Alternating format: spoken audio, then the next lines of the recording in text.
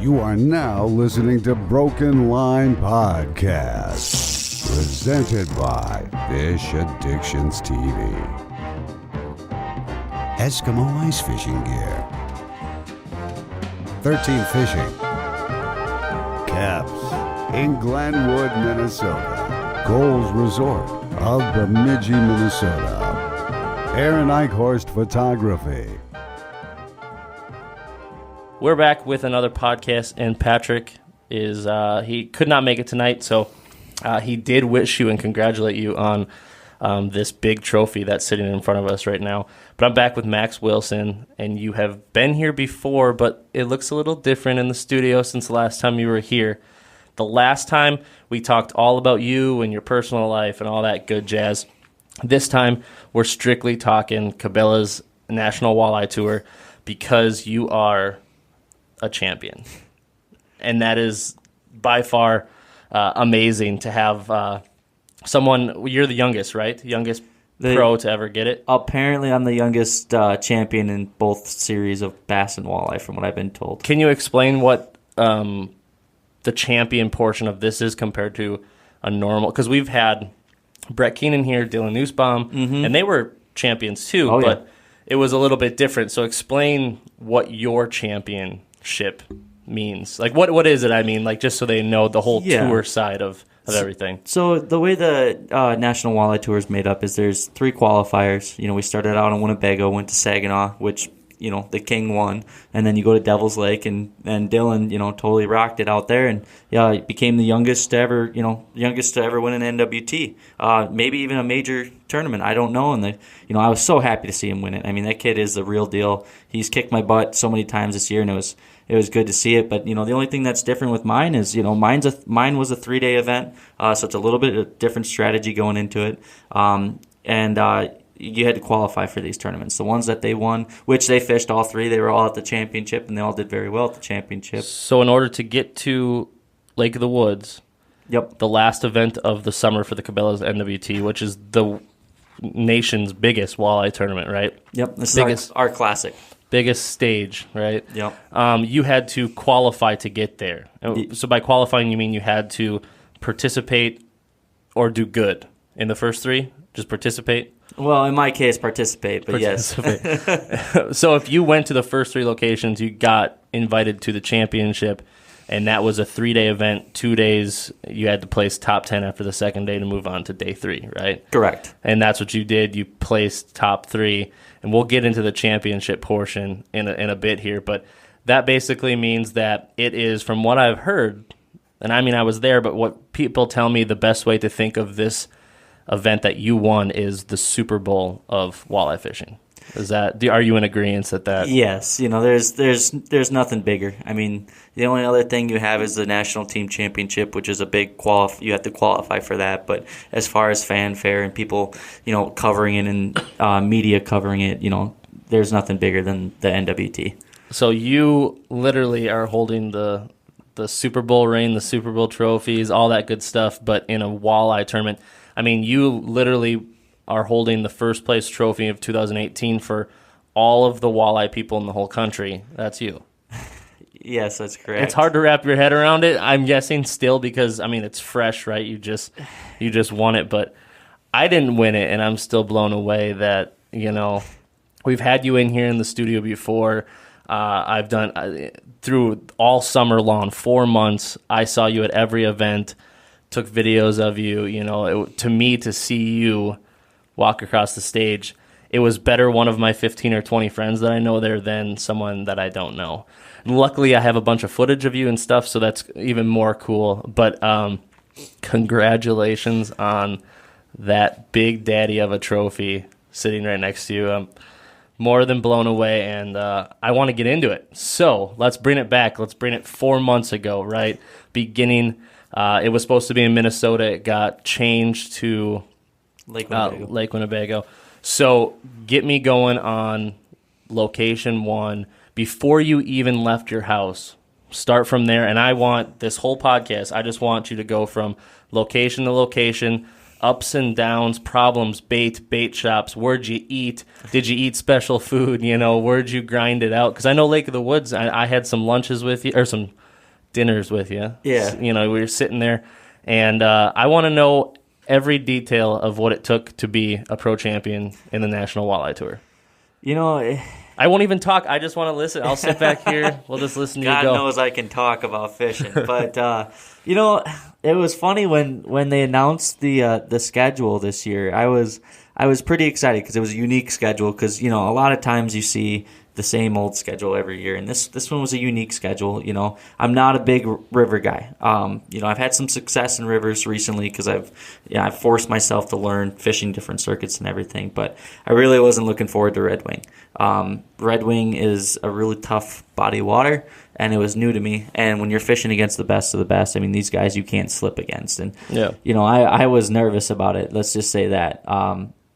And I was coming from Lake Erie to go to Red Wing. So you're leaving one of the best to go to somewhere where, you don't think you're going to do too well. And funny thing was, I was actually on Lake Winnebago when I got the call that it switched to Lake Winnebago. I totally remember doing the on the water interview with you like day 1 or day 2. Yeah. And you did say that you were on that body of water when you got the call. And that's one of your home bodies of water, right? Yep, I live 15 minutes from the South Shore of Lake Winnebago, so it was, it was excellent. I mean, I was actually pre-fishing for a local tournament. I was fishing in AIM with my mom, and I was actually reeling a fish in when I believe it was Jared Fredericks called me, and he's like, "Dude, did you hear? Did you hear?" I'm like, "What? I didn't hear anything." And he's like, "Dude, they moved it to Bago." I'm like, "Dude, don't play with me like that. Like, is this for real? Because it's one of those like I'm not going to say dream locations, but it's one of those like, wow, you're in my backyard. Yeah, now the game's changed. It's one of those things where I went from hopefully I catch a fish and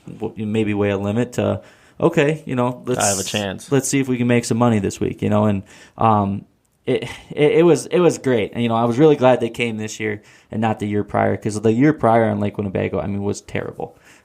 We had a fishing wise, or because I know it's got the Lake Winnebago has that disease. Yeah, it had the VHS this year. Yeah. It didn't really affect the walleyes. It just kind of thinned out the sheephead. I know Patrick is crying somewhere.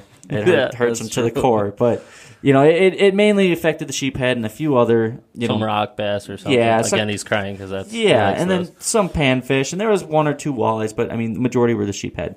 But the year prior, every year we have a shad hatch on Lake Winnebago, and is the main forage. That's why flicker shads work so well and stuff like that. Shad bodied baits. The year prior, the shad hatch was so strong that you could actually walk across the water on shad. I mean, that's disgusting. I mean, you were seeing pods on your graph that was almost 15 feet thick for almost 3 miles. I mean, they were so the walleye don't care about you. They open their mouth and it's just filled, And the thing was, the walleyes, and you guys, Brett posted or you guys did a really great video of fishing the Wolf River rafts. That was with Target Walleye with Brett did that. Yeah. Brett did a really, really great video on that, and those fish will actually go up that river in the springtime, and they go all the way up to Shiocton, Shawano area, and they spawn upriver. And when they're done, they come out of the marshes and they'll push back down. Well, there was so much shad in the body of water that those walleyes had no reason to come down. They were so far up to where we couldn't get them during tournaments. They didn't come down until July when they normally come down in April. What makes them? You said every other year on the shad run. What makes that happen? Every year it's just a normal shad hatch. Last year was just extra heavy. I mean, it was like an explosion. Yeah. It's just like the mayflies here. Sometimes it's okay, and sometimes it's crazy. Yeah, and it really messed up the bite. I mean, the first tournament of the year normally is a 24-pound bag. To win it, and 24, 25, and 10 pounds won it, and the guys who won it went 3.5 hours up the river slow no wake to go get their fish, and we went 2 and 0'd. And then the following tournament, I actually took 8th out of 100 boats with 7 pounds 9 ounces out of 100 boats. Just a difference. I mean, it could change just like terrible. That. Anyways, back to the tournament. I actually came from Lake Erie. We had a master walleye circuit, and we got pushed back. We had a blow day on day 1. So instead of being a Friday, Saturday, it was a Saturday Sunday. So they gave me 3 days to pre-fish. on Winnebago. And Winnebago, it's a huge body of water. It's got the upper lake system. You got Poygan, Winnicott, Butamorts, all those upper lakes, all big bodies of water, including Winnebago. So I came in there and I decided to spend my first day. I was just going to spend one day hitting my old haunts on the main lake. That time of year, they're really related to structure the reefs or shorelines. I do remember a lot of boats sitting on the reefs. Yep. A lot. Yep. And the main thing that I saw right off the bat, I came out and I pretty much fished from Black Wolf Landing, which is in the southwest corner, all the way up to the northwest corner up by Blackbird. I fished the whole lake in between, and I actually caught 107 fish. Jeez. That day between two people. I mean, That was day one? Day one of practice. Oh, practice, yeah. Of practice. And we worked our whole way up, just checking everything. I never hit a spot more than 20, 25 minutes, and it was just one after another. And it was the most insane fishing I've seen in forever. But the thing was, they were all 19 to 21 inches or 17 to 21, and everyone was catching the same thing. So it really became a game of ounces at that point, and I knew it was going to become one of those tournaments.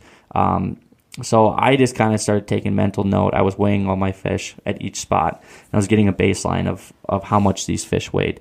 And it was funny because actually the very first spot I fished that day, I mean, it was first 2 minutes, ended up being my heaviest fish of the day. They were almost a half pound heavier than everywhere else. I don't know what was causing them to be that much heavier, but they were just little footballs. Little fatties. Yeah, little fatties. And how many fish could you keep first location? Was it 5? It was a 5-fish weigh with I believe 7 or 8 in your live well. No slots. 15-inch minimum. 15-inch minimum. So it was interesting. It's because with that many fish, you got to make the right decisions. And I hate having to throw back fish. It's burned me before. Last year in the championship, it burned me. So I knew I had to find the right size fish. I worked some time in the river where it was one. I never really found it, and hats off to Corey because he's a heck of a river angler, always has been. He likes the river. He loves the river. And it was funny because when he won the championship out on Bago, he wasn't even in the river. So that just shows how good he is on that body of water. But so I worked some time in the river, didn't really find anything. I worked some time in the upper lakes, and they just weren't set up in the upper lakes like how they had been a couple weeks prior. They finally were starting to dump out, and they were starting that transition time. So. I decided, and so anyway, I'm 2 days in. My second day, I probably caught 4 fish all day after catching 100. After catching 100. Yeah. So it was like, don't you love those days? Yeah, but then again, I pretty much just eliminated, almost 3/4 of the body of water, that I didn't. But I mean, could it have just been the day? Was there something specific? Because I know day 2 of the tournament there was a weather change. Oh yeah. But I mean, do you do that when you're out on tournament? Practice fishing, it's like if you hit it once and it's done, you don't put it back into your brain to let it bug you to check it again, or I'll check some stuff if it looks good. I'll come back and check it, but I don't give it long. If it's not, if I have to grind and sit there and work, unless it's a spot like on Green Bay and I know the potential for big fish is there and it's historically a good spot, then I'll go back and I'll check those fish because they could show up. Like on Leech Lake, there's there's a couple humps in Walker Bay that you have to check every day because once they show up, they're big. So there's certain spots like that. But if there are certain spots where if they're not, it's either they're there or they're not. There's no in between. So I kind of wrote it off, and plus I kind of knew the quality of fish that were in there from the past tournament. So I kind of left it alone, and that's not the upper lakes isn't really my forte. I don't really like it that much. There's not a lot of structure. It's a lot of just roaming schools, So you wanted to hit the reefs? That was your. I'm a structure fisherman. Were you jigging, drifting? What was your bait? How was that all going? We caught them just about every way we could during practice. Tournament day, and I'll get to the tournament in a second. But we were doing a lot of trolling and jigging. Day 1 we did a mixture. Day 2 it was mainly trolling. But so anyway, so on Tuesday I pretty much eliminated all that, and then Wednesday was the last day of practice, and I was actually going to go, just check a couple more things out on the main lake, maybe put some more time in on the river. Thunderstormed all day. thunderstormed. I remember that. Yep. And rained and thunderstormed and rained. And Was that was the day of the meeting? Yep. Or did it do it the day before too? It wasn't the best the day before the meeting, but the day of the meeting it sucked. I do remember looking outside and I saw it was just complete downpour, and I'm like, let's go get breakfast. Yeah, that's exactly what I did. I went to Oshkosh, and I kind of said no, thank you, and I know quite a few guys were out there. I think Okada was out there toughing it out, and my hat's off to him, but I couldn't do it. I fished so many tournaments this year where the weather was so crappy that if I don't have to go, I don't really want. I don't fish effectively. So, anyways, it blew out of the northeast all day. And there's a certain spot on the lake that, with the right wind, it can be a big fish spot, and that was going to be the big wild card in this tournament because I knew everyone was going to get good fish. Mm-hmm. To find that kicker, like Russ, who finished in second, and Corey, who won.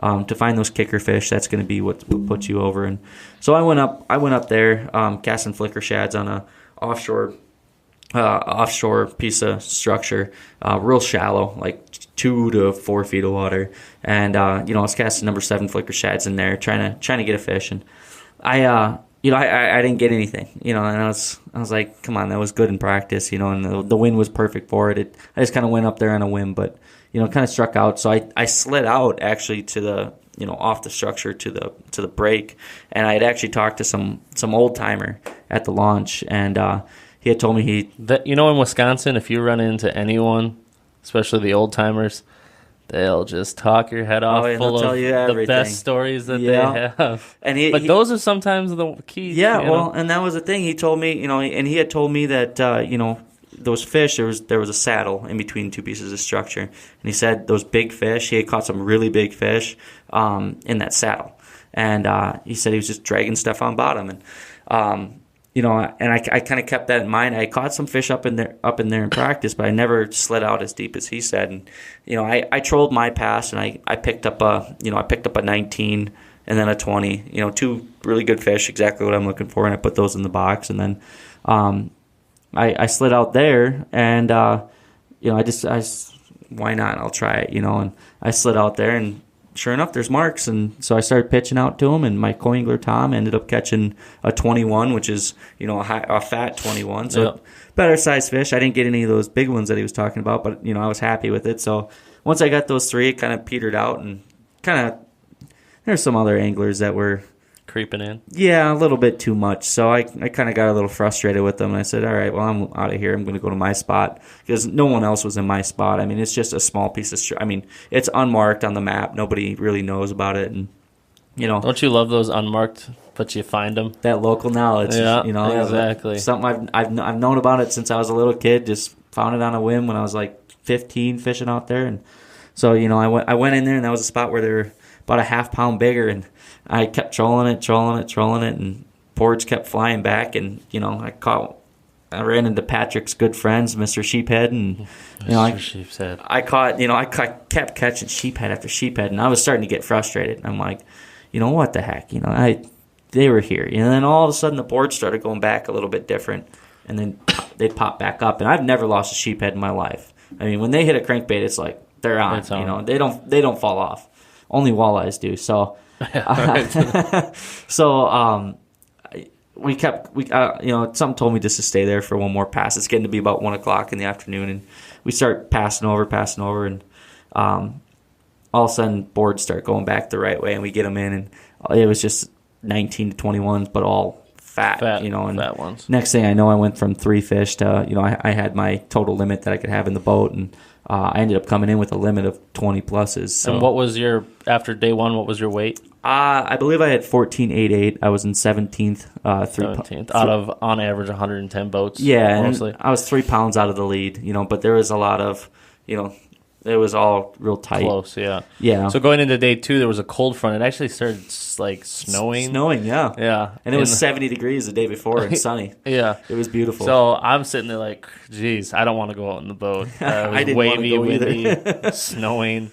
So did that change anything? Oh, yeah. So we had the perfect storm for Lake Winnebago. An east wind screws everything up. I mean, it backs up the river, and when you lose current in the river, that makes it a little bit difficult. This year, luckily, we had so much current, the most current I've ever seen in the river.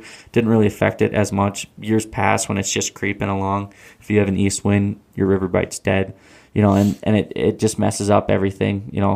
It made all of my spots chocolate milk. I do remember seeing the water looked dirty brown. I was pissed when I got there because I was like, I have nothing, because every one of my spots are shoreline based. They're right within that first 400 yards of shore, if not closer, and everything was just chocolate milk. And I made a couple passes in my spot, and it just didn't look right, and caught a couple sheephead, and I just knew it wasn't happening in there. So again, local knowledge came into play, just knowing what reefs were offshore far enough that they weren't going to be chocolate milk, and what ones usually hold better fish. And I went out to a reef straight out, and I pulled in there, and actually Dylan was right there. I was fishing right next to Dylan all day, and it was just me and him most of the day. And I popped a big 21. I mean, just a little chunker of a 21, and and then I popped a 17, and the day before I would have thrown that back all day. And I'm looking at it, and I'm like, no, my cut line goes a little bit lower today, because I knew what it was going to be. Yep. As it's downpour raining the whole time.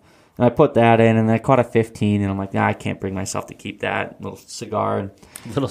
And I tossed it back, and about 3 hours later, I was really regretting that, because I'm sitting there with only 2 fish, and I kept making the same pass, couldn't get them. I tried going to another spot, wasn't there, so I came back, and I was gone 10 minutes maybe, not even. I drove 2 miles, checked the spot, came back, and by the time I came back, there was 5 boats that popped up out of nowhere. Jeez. I was like, where did you come from? And Get out of my spot. Yeah, it's everyone's spot, but I was like, I don't have anything else, What does one do as a pro when you have 70-degree weather and the next day it's snowing in the middle of a tournament, day 1, day 2 split? What does one do to try to reprogram your brain, rethink of a game plan? Is there anything specific, or did you just go out and say, yeah, pretty much. We're going to test the waters today? It was.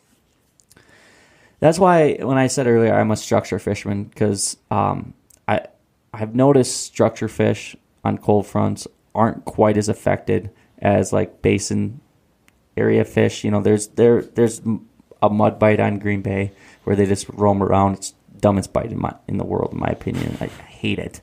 Because anybody can go do it, just troll around. But structure, it's spot on the spot. You got to hit certain points, But it's just for me, not for me, because I don't like just doing big long trolls trying to catch fish. I like small spots, and I knew that was going to be the key, was staying on those, finding clean water.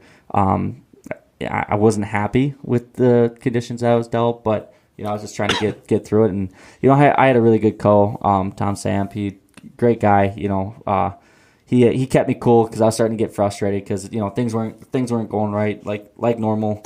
I was having a rough day, and we just stuck with it. And I actually watched Rick Olson and Justin Schneider. They were drifting on the same pass I was trolling on, and man, I watched those guys probably catch 30, 40 fish. I mean, bam, bam, bam, one after another. I couldn't get bit, and we had tried jigging for a while, and I couldn't get bit. And so finally I said, you know what, screw this. I'm going to let them catch all these fish, because it got really hard to troll. The only way you could fish that area was if you were jigging, because there's a lot of boats that I didn't want to be that a-hole that was trolling through all the jiggers, And, but we've all seen those. Yeah, even though I was there first, but, I had to try and adapt. And after a while I just said, you know what, screw it. We're going to end it trolling. We're going to put 6 lines in the water and see what happens, or 4 NWT. And so we did that, and it was funny because it's 1:45 and I only have 2 fish, and I'm not happy whatsoever. And I have one good one and one okay one. And the way the reef is set up, there's a main reef complex, and there's a tiny little reef that comes off of it, and there's a dead zone in between, a saddle in between the two. And the way the wind was, I couldn't hit the whole reef perfect, so I could only hit bits and pieces of it. And so I made a long pass, came out around off that top one, and when I got into that dead zone, I actually tripled. Three out of my 4 rods, just, bam, went back and all. And now you're in the game. 18. I went from 2 to 5 in like 10 seconds. I'm like, oh, sweet. Did you get all your fish for the day 2? Yeah. So I got 5. So I got 5 in the box, and I asked my co, I'm like, well, do we go in or keep going? Keep going a little bit. And he goes, screw it, let's keep fishing.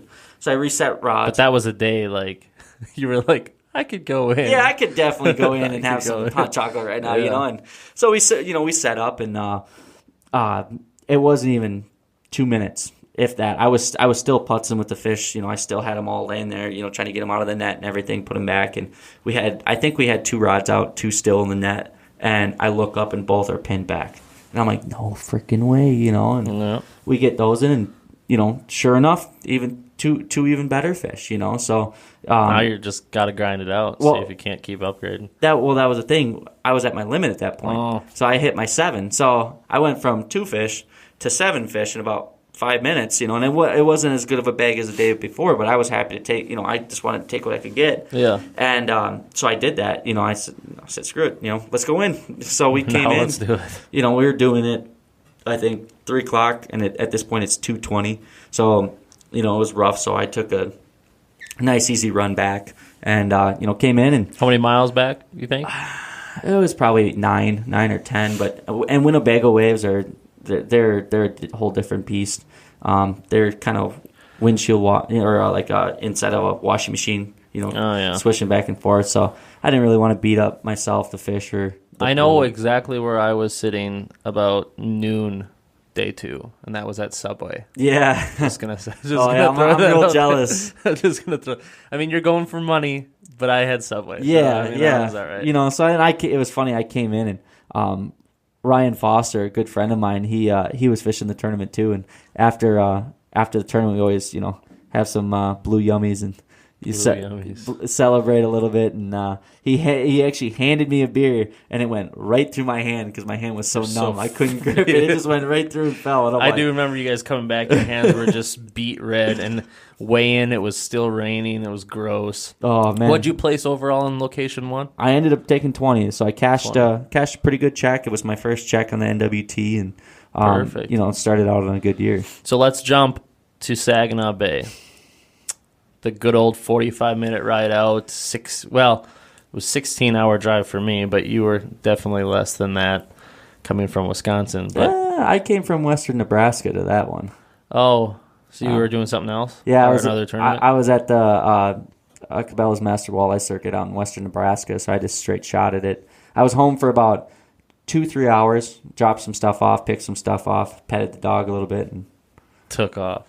In Wisconsin, do you stay at home the whole time, I'm guessing? 15 minutes? Okay. Yeah. So now Saginaw Bay, you're leaving Nebraska because you're at another tournament. Yep. And you're heading to Saginaw Bay, long drive, ups and downs, get into the little Saginaw Bay action. Whew, yeah, that one, that was the beginning of the end for me. That's where you started to that's go downhill. That's where, because, up until Sag, me and just my whole season was going almost perfect. We had a top 10 at Spring Valley for the MWC. We had a 12th at we had a 12th at Lake Erie. I had a 14th at the NTC. I cashed a check there. I mean, pretty much every tournament except for like 1 or 2, I cashed a check and did well, and everything went right. And so we went into Saginaw with enthusiastic. Angler of the year is always on my mind. So when you start off the year, you got to go through everything has to be perfect the whole season. Yeah, and that's the hardest, I think, in my opinion, the hardest award to win, and that's something every angler strives for. And I put myself in at least halfway good starting position with the 20th. Not the best, but put you there. So that was on my mind. And I was excited for a new fishery, and I actually teamed up with Ethan Wright, local kid, heck of a good stick. He's a guide out there, and heck of a good angler on Lake Erie and on Saginaw. So we were really optimistic, and there was actually a really good bite going on up in the Thumb, up by like Port Hope, yep, Port Austin. I remember that. Which was how many mile? A lot. A lot, right? Between like 60 on the low end to like 90 on the high end. Yeah, and we were ready to make a 90-mile run. I mean, and that's with a gas station stop on the way back. Oh yeah. And so we went into that pretty confident. I got there almost. I think I put in 12 days of pre-fish for that one. And I got out there, and him and I actually fished the Linwood Classic, a local derby out there, and so we knew the bite. He had the bite dialed in up north, and we had that one pretty dialed in. So we kind of left that alone. Didn't want to beat on any fish, so we focused on the little bit closer bite for the Linwood, because the Linwood had a restriction for how far you could go, and the weatherman out there, all weathermen need to be fired. I went through this yesterday with a guest down at the resort. They're like, is there anything we can do in town indoors, because it's supposed to be crappy weather? And I look outside, I'm like, looks like some beautiful fall weather to me. They're like, well, the weatherman. I was like, don't believe the weatherman. Yeah, no. I mean, that's the only job where you can be totally wrong all the time. Still get a paycheck. Still get a paycheck. The Saginaw weatherman, like, he gets most wrong weatherman of the year award, because I mean, every day southwest, slow and variable, or light and variable. It was never light and variable out of the southwest. It was never ever light and variable. It was always like northeast, like 20 to 30. And Saginaw gets mean. Oh yeah, holy cow! I mean, it'll go. It's one of the most dangerous Great Lakes in the country. Oh yeah, it'll go from flat to sixes in like no time. And everywhere, and Saginaw, mind you, the bare minimum to be a spot on Saginaw has to be at least 10 miles apart from each other. You can't fish it if it's not at least 10 miles. Mm-hmm. If Ethan would tell me a spot to go to, and if it was 9.9, I wouldn't go there, because it's not a spot on Saginaw. It's just, yeah, you got to run everywhere. And so, it was interesting. But, the first day of pre-fish we had, especially for that Linwood, we were fishing some offshore structure and some deep contours, and we caught, I mean, God, him and I had 100-something fish that day between the two of us, and it literally got to the point where I was sick of fish, because I couldn't even sit down. I put a rod back, and I reset the rod. I go to sit down, I look, and board's buried already. And Saginaw, it's a lot of smaller fish. It's a guide's paradise. It's a lot of eaters. So it was frustrating, to say the least. A good problem to have, but did you get close to any of the big ships driving through this? That was crazy. Yeah, there was some that came right by us, and they don't move for nobody. Yeah, I mean, you're in a little tiny boat, which isn't little, but it's little when it's up against a freaking shipping container or, Yeah, boat. Yeah, the wake on that was pretty great, but yeah, so we just kind of slowly grinded through that, and we made some fun memories, There was a couple mornings where we were a little late getting up, I can imagine why, maybe. Yeah, we met our good friend Jack and his good friend Coke, and and we all hung out. Yeah, and then the next morning, him and I kind of woke up, and right before the Linwood, the last day of pre-fish, and we woke up and looked, and it was 5-6 footers out there, and we were already rocking. You're already rocking. Maybe a nap. And the funniest thing was him and I were like, all right, man, we're gonna go in the next hour. An hour goes by. All right, next hour we're gonna go, and we just kept saying over and over. And about 11 o'clock, he goes, I'm going to go eat some mac and cheese. He's got a son about your age, and he goes, I'm going to go eat some mac and cheese. And goes inside, and I walk in, and he's passed out on the couch. He's got his son right next to him, passed out. He's got his bowl of mac and cheese on him, just knocked out. You're like, it's lunchtime. Yeah, and I went, good idea. So I went and grabbed his mac and cheese, ate the rest of it, and I took a nap. And, we eventually got out that day and caught plenty of fish, but yeah, it was it was a fun, first probably 3 days, and then after that, once we got into the last week, we really, after the Linwood, we really buckled down. Yeah. And put in some really long hours. I mean, that was probably the most hours I put in a tournament. I mean, we were up well before the sun was coming up. I definitely remember running into you, and you said, yep, before sun, wait until, and then when the sun went down, that's when you were getting off. Yeah, it was almost 16-hour days by the end of the day. It was long days, but were you staying at a hotel? What was your? We were actually staying at Ethan's house. He lives right on the water. So your guide friend. Yeah, was there. Yeah, and it was awesome because you step right on his porch and you're on the water, and we're catching giant bass off his little thing, and giant bluegills. So it was fun, but on these first two locations, did you have any partners? Yep, just Ethan on that one, and then kind of did it by myself on the first one. So the Ethan guy living there, he was basically just guiding? Was he co-angling in the tournament, or was he just coming with you during your pre-fishing? He was actually fishing in the tournament as a pro. Oh, as a pro. Yeah, and he didn't have his boat at the time. He was still waiting on it, so he ended up borrowing Bruce DeShano's boat, the offshore boat. And so he just fished with me for the majority of pre-fish because he knew the body of water really well and I didn't. So it was just more conducive just to, all of us fish it together and see how it's properly fished, And you should take a second and explain what it means to have a partner, but you're still, you know what I'm saying? Like, yep. So you can have a co-angler or not that travels with you, etc. But some of these guys have teammates, and Ethan would be one of your teammates at this specific location. In the tournament, though, you're everyone for themselves, right? Like you're trying to win. And then basically, but during pre-fishing and stuff, and even after day one, you guys get to help share waypoints, help as a team to figure out and break down the body of water. Is that right? Is that how that works? Yeah, when you're going against the best of the best, a lot of these big name guys team up together. And so being someone like me coming in and doing it by myself, that's next to impossible, especially on bodies of water that you've never really fished before. Yeah. So a lot of times guys will team up, share information.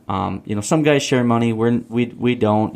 That was my next question. If you win, do you share the profits? Yeah. A lot of it is, if you don't want to see your teammate win, then you guys shouldn't be teammates, in our opinion. If you're not willing to help your buddy win at all costs, if anybody, for me, if I'm not going to win, I want to see, Ethan win or whoever I'm teaming with. That's who I want to see because I want one of us to win it, And, some guys get money involved.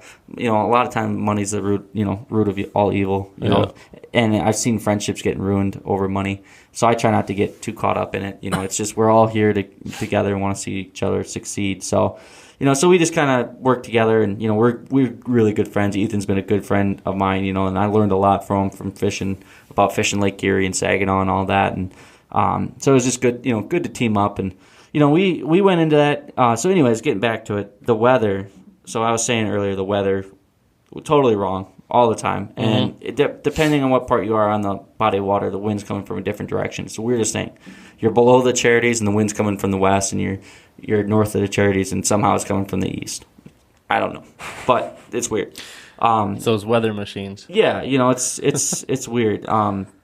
But it was funny because we had that really good bite going up north in the Thumb, and we went to go check it out after the Linwood. That I want to say Sunday or Monday, one of the two. And we get up there, and the water went from 64 degrees to 48.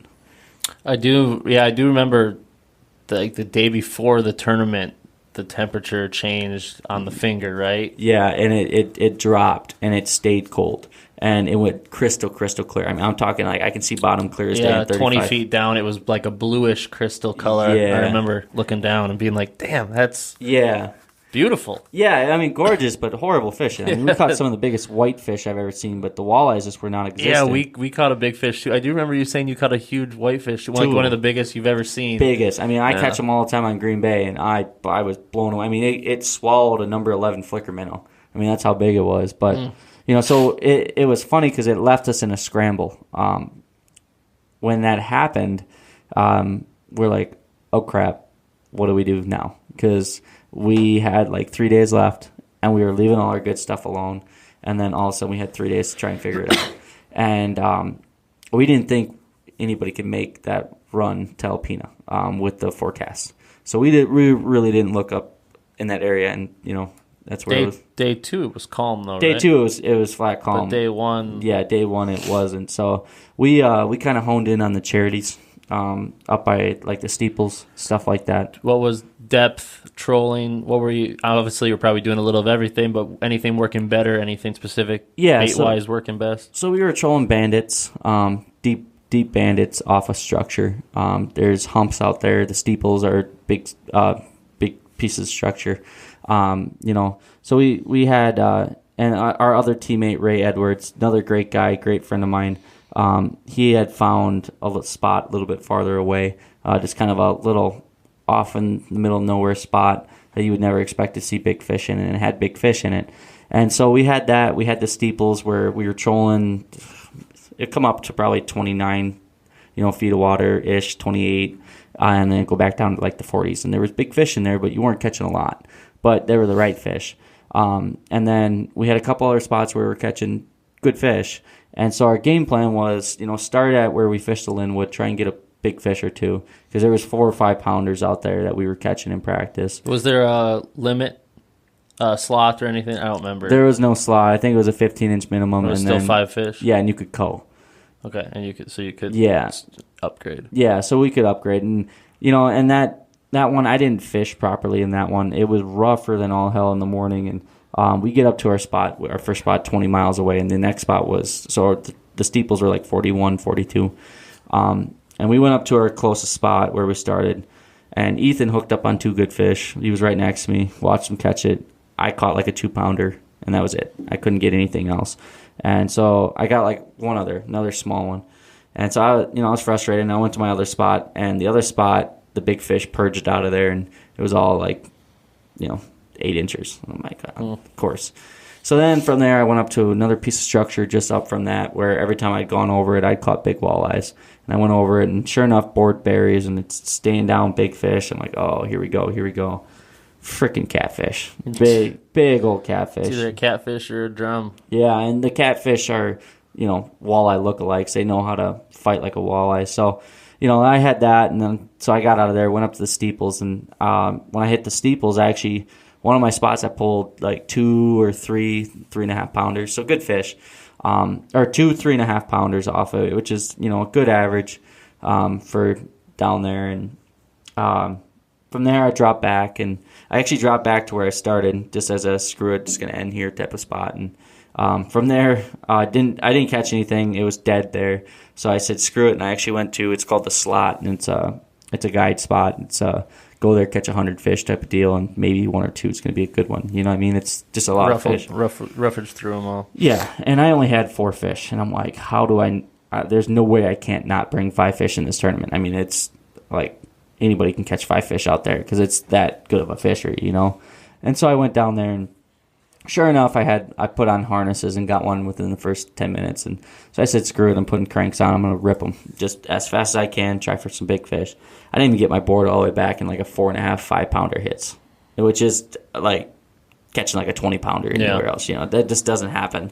So I ended up getting that. And, I was middle of the pack day one, had like 12 pounds, mid-12s, and I wasn't happy. I just didn't make the right decisions. I didn't fish effectively. I shouldn't have left the steeples.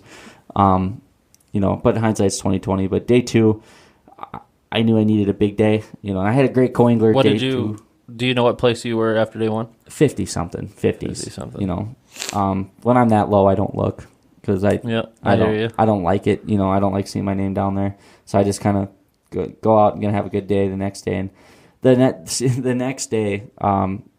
And this is every single day for the people that don't know. There was a 45-minute slow, no-wake idle out to the bay or the mouth of Saginaw Bay from the weigh-in spot or the takeoff spot. So you got an extra hour in the morning and an extra hour in the evening, and that basically just took place, that 45-minute idle out. So some of the people that were running 80, 90 miles and getting gas still had to take in consideration 2 hours of idling, meaning if you were going to drive up, what was it, 2-3 hours of boat travel just to get to where you were fishing? Yeah. In most cases. And then, so you had 3 hours of fishing the whole day. So some of these people bringing in big bags. Yeah. 3 hours out of your whole day was spent fishing. The rest was spent driving your boat. I mean, that's crazy. That's incredible. To even think that. Yeah. But you were, day 2.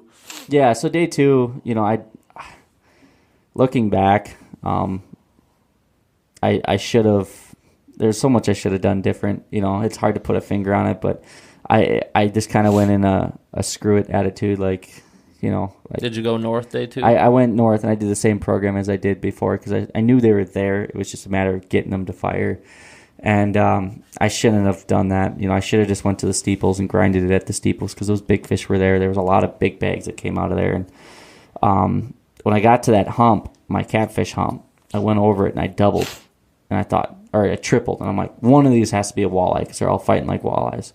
all 3 were catfish. And I'm like, you know what? At this point, it's 11 o'clock, 11:30, and I had used up a lot of gas because one thing about Tritons is they're fast. One of the fastest boats on the market. Yeah, and I like going fast. On calm days. Yes. Well, even... it's your sponsor on every day. Ask Mike about day 3, who was first there. But it was calm. That was a good day. Yeah. Compared to 5-6 foot waves. But yes, day one sucked. We left before you guys. We were half speed going out, and we'll get to day 3. Yeah, we'll get there.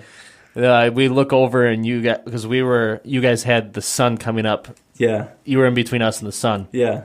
And we're like, yep, that's a Triton. That's freaking Max. There he goes, heading north. Yeah, they're rockets. But anyways, that's the thing. When you get a boat that goes 65, 70 mile an hour, no matter what motor you have, which there's only one motor that'll push it that fast, but you use some gas, and when you're burning that much, ripping that fast, and I let it get the best of me, and didn't really take fuel economy into consideration. And I get up there and I'm starting to do the math, and I'm like, it's another 10 miles, of course, to the steeples, and then 40 back, and I'm like, ooh, you're not gonna have. I'm like, did you fill up? Yeah, I filled up. Or no, I didn't get gas either day. Oh, okay. I fished. And day 1 I came in with plenty of gas because I couldn't go full bore.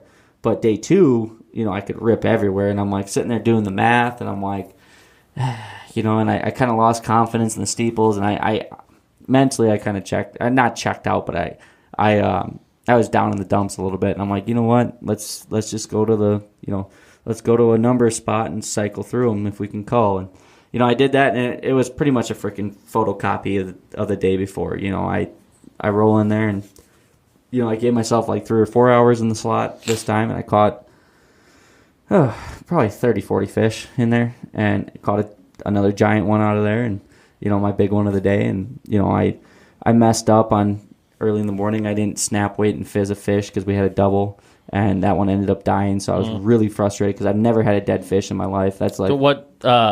Just for the other people, what? When the fish is in the live well and you have to keep it alive all day so you can walk it across the stage and weigh it in as a live fish, because in most cases, most tournaments have a dead fish penalty. Yep. Not all of them, like Devil's Lake, yeah. They were keeping the fish for a community fish fry, so that was okay. But what's the fizz thing? Is obviously you were trying to keep the fish alive for hours at a time, just for the people that don't know. Yeah, so it's just really releasing air out of their air bladder, be able to keep them upright. Because when you pull them out of deep water, it kind of messes them up on the inside, and it'll kill them real fast. And you're just releasing pressure off. Do you use juice or any of those those clip tags, any of that stuff? So what I do when I get a fish, and I do it no matter what, I immediately have big snap weights, like 3-4 ounce snap weights, and I put one on each underbelly fin, whatever the technical term is. I call them underbellies. No dictionary here. But no. I went to one of them gooder schools, but Wisconsin school. Yeah, so whenever I get a fish, I'll fizz it if it's out of deep water and it's warm water. And I snap weight it immediately, keep them upright, because when they go upside down is when they die. So I keep them upright, and then after that, I put the G juice, and I call it fish crack, because it just all of a sudden they'll be upside down. You put them in there, and they're just lively as can be. It's like catnip for cats. Yeah. They're crazy. And so I put a good healthy amount of that in there. So just a couple techniques to kind of keep the fish alive. Because when you're 6-7 hours, you need to keep them. Keep water reflowing. Oh yeah, all the time, fresh water whenever I'm moving. So and I do all those. It's not just one. I do all of them together to just keep those fish as lively as possible. Because I want these fish to go back. I don't want them just to be alive for the bump master and then they die in their the tank. I want them to go back. So I try and go above and beyond to keep them. And and I had that one die, and then I get in the river. And I literally held the big girl as she died, and it frustrated me to no ends because she died as I got to the dock. I felt her just go limp, and so I was frustrated. It cost me a good amount of weight because I weighed in a live fish over the one dead one, lost some weight over that, and I just didn't fish effectively. That was my first trial of the season, and I was really really upset. Some people, when I put that post up that I was disappointed in myself and I was embarrassed of of my. I remember that post. Yeah. Yeah, a lot of people got butthurt over it. Yeah, they did. I do remember the negativity of. And that what the negativity wasn't meant. I wasn't a "woo is me" post. It wasn't a "oh look at me." It was, I know what I'm capable of. I mean, I knew I was capable of this. I knew I had the ability, and when I failed to do that, it pisses me off, because I'm not here just to be a walking billboard. I'm here to leave a mark. I'm here to win tournaments. I'm here to to do well. And when I fail to do that, that's on me, and it's bad. It's bad image on me, and I don't like it, and I take it personal. One thing about me is I wear my emotions on my sleeve. I don't hide anything. That's one thing I think people like about me, is I'm very real.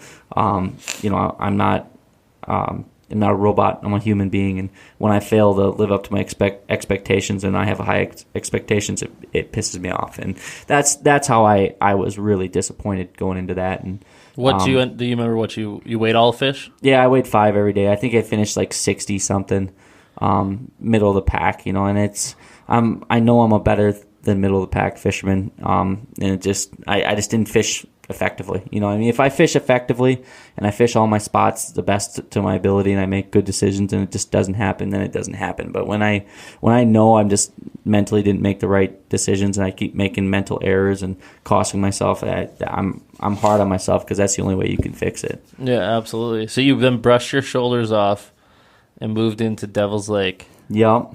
And give me how was Devil's Lake? Did you come straight from home? Did you come from another tournament? Where'd you stay? I think I came straight from drill. I had drill right beforehand. Yep, military guy, by the way. Yeah, here. Marine Corps Reserve. And then... sorry, I don't want to... We've crossed that line before. Don't be calling me a soldier. That's them fighting words, my friend. Crossed that line. Yeah, we won't get there. But, so... I'm pretty sure I came straight from... Yeah, I want to say I came straight from drill. Drill was the first time I had been home since Winnebago. I had drill the 13th and 14th of July, and I was gone from the time I left for Winnebago, and I was home for that week, and I was gone the whole entire time in between that. So it was a long stretch. A little bit of road time. Yeah, a little bit. And then, I went straight to Devils, and Devils tested me. I think it tested a lot of people. That was a weird deal. She tested me. She me and her have to have words, because every time I go out to that little thing, and she's testy. I mean, it was good to see Devil's Lake, not 35 below zero, because I've been there 5 times now. Yeah. And the 4 times I went in winter, it was always the coldest week of the year. Of course. It's North Dakota. Oh, yeah. Them sand dunes, or snow dunes, they're beautiful.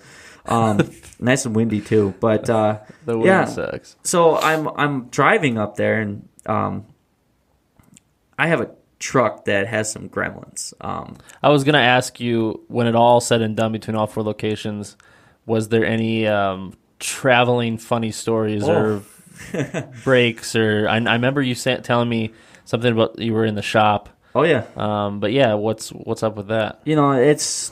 I just had some bad luck with this truck. It's a great truck. I love it. It tows my truck, like crazy.